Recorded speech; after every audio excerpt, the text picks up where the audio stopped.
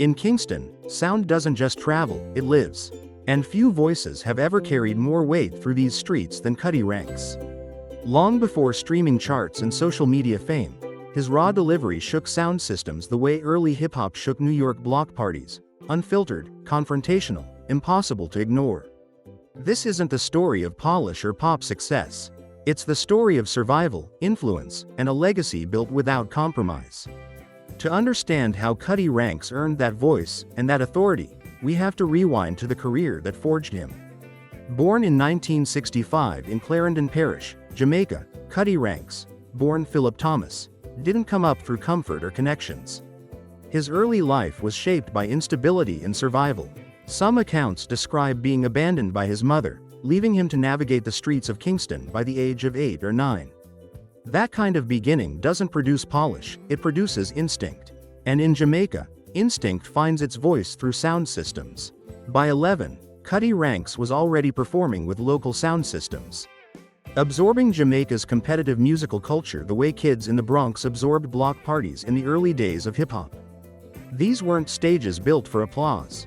They were battlegrounds, where a voice had to cut through bass, crowd noise, and rival selectors.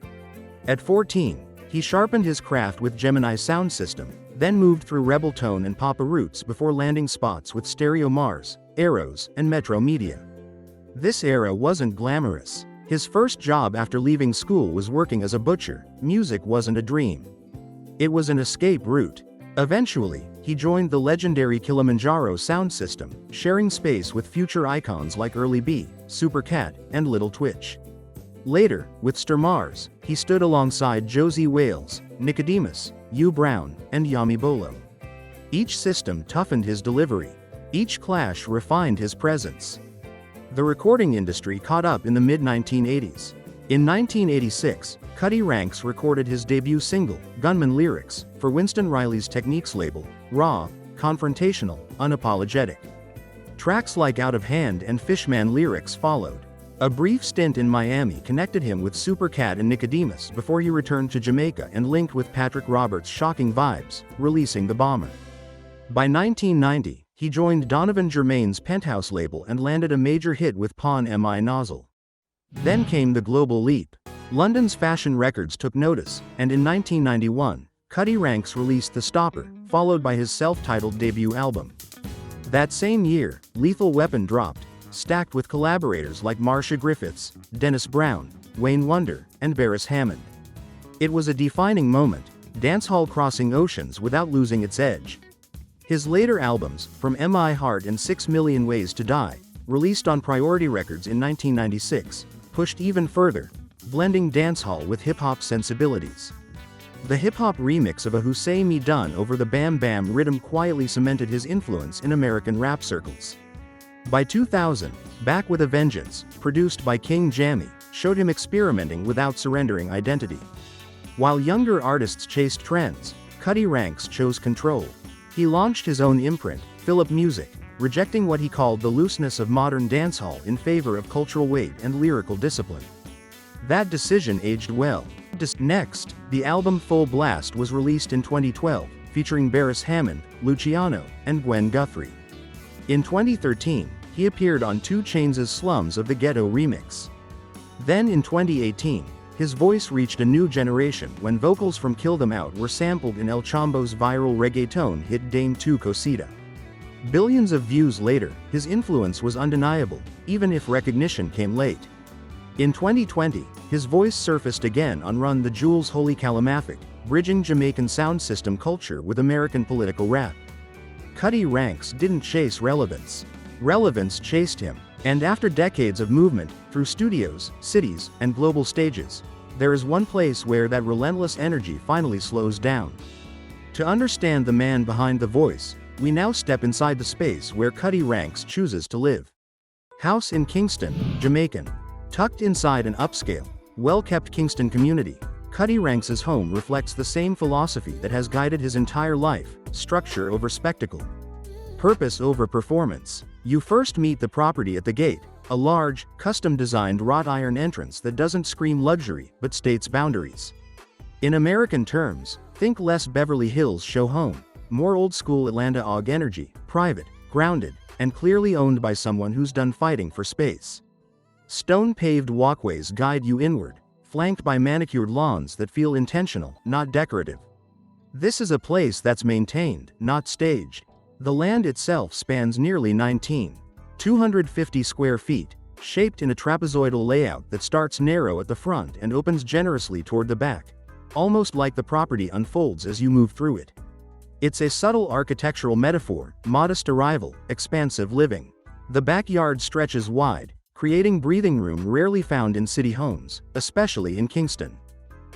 Inside, the design immediately tells you this house is built for people, not photos. Roughly 4,300 square feet of interior space is divided intelligently, with a layout designed to support two families under one roof, an increasingly rare concept in modern celebrity living. The main house features 4 bedrooms and 3 bathrooms, anchored by a proper foyer that sets the tone: calm, functional, and welcoming. The living room flows naturally into the dining area, creating a shared space meant for conversation, not isolation. The kitchen is spacious and practical, designed for daily use rather than dramatic reveals. No unnecessary drama here, just room to move, cook, and gather. Step further out and the home opens into an outdoor patio that leads directly to the pool area. This is where Kingston's climate does the decorating. The patio isn't oversized or indulgent, it's balanced. A place for quiet mornings, family afternoons, and evenings when the noise of the city fades into background rhythm. The pool isn't about luxury flexing, it's about relief, routine, and reset. What makes this property especially telling is the separate apartment space. Complete with its own master bedroom, living area, storage, and kitchen, it reinforces the idea that this home is built around family values. Whether it's extended relatives, grown children, or trusted inner circle members, the design allows closeness without crowding. In a genre often associated with flash, Cutty Ranks' Kingston home quietly rejects the stereotype. It doesn't compete with Miami mansions or Los Angeles hillsides, and it doesn't need to. Like the man himself, it stands firm, grounded, and unbothered by trends. This house isn't a trophy, it's a base. And from this base, built on discipline, privacy, and family, we can now understand how Cutty Ranks sustains his life financially. Because the same mindset shaping this home also defines how he earns, spends, and protects his wealth. Income and net worth.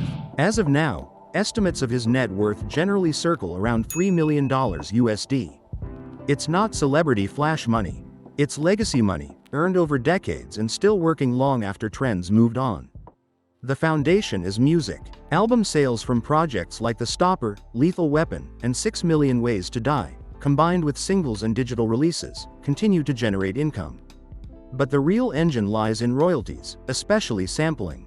Cutty Ranks' voice has been sampled hundreds of times across hip-hop, jungle, and reggaeton. The most visible example came in 2018, when vocals from Kill Them Out were sampled in El Chombo's viral hit Dame 2 Cosita, a track that reached billions of views worldwide.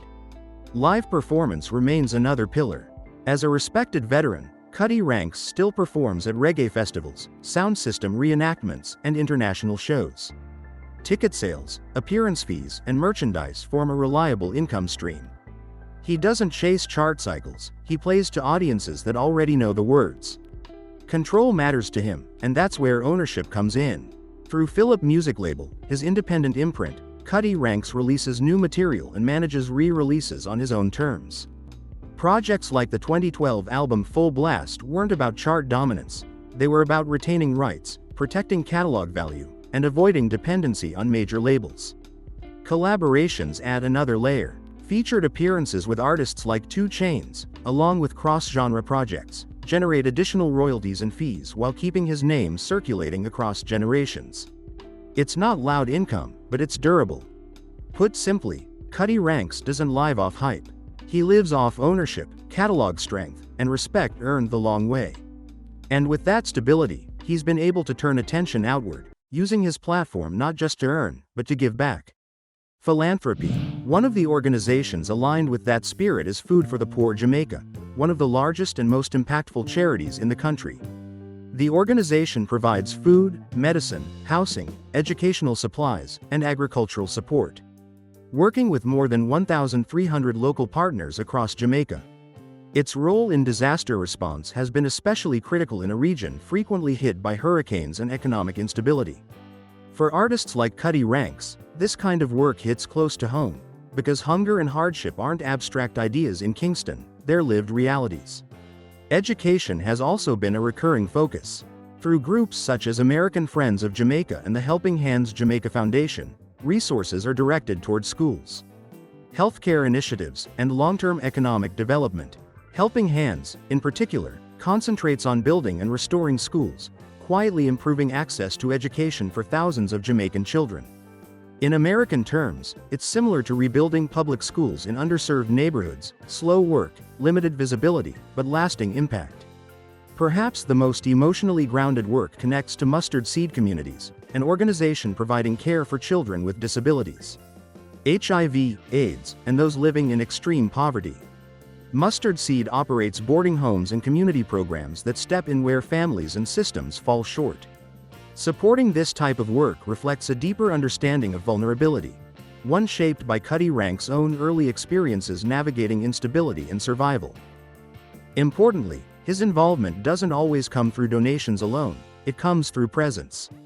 In late 2025, Cutty Ranks is scheduled to perform at the BRT All-White Hurricane Relief Concert in Hialeah, Florida, a benefit event aimed at raising funds for hurricane victims across the Caribbean. This approach is very Jamaican: use the mic, the stage, and the crowd to generate relief. No separation between art and action. And just as he keeps his giving grounded, he keeps his private world protected.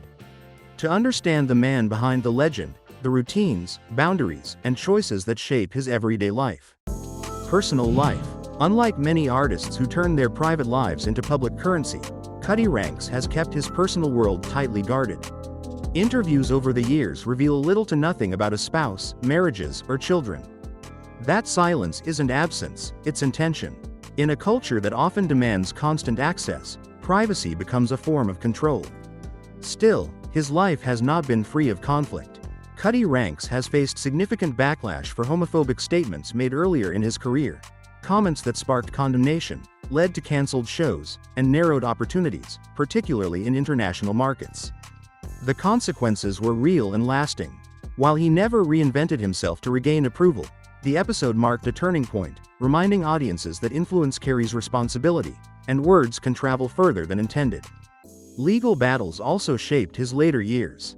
As his voice became widely sampled, especially in reggaeton and global pop hits, Cutty Ranks found himself fighting for fair compensation.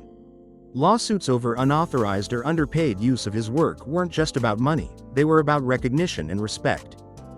And after decades in one of the loudest cultures in music, choosing a quiet personal life may be his most deliberate act of power. Thank you for staying with us on this journey. If you enjoyed this deeper look beyond the headlines, don't forget to like, subscribe, and share your thoughts in the comments. Your support keeps these stories alive. See you in the next one.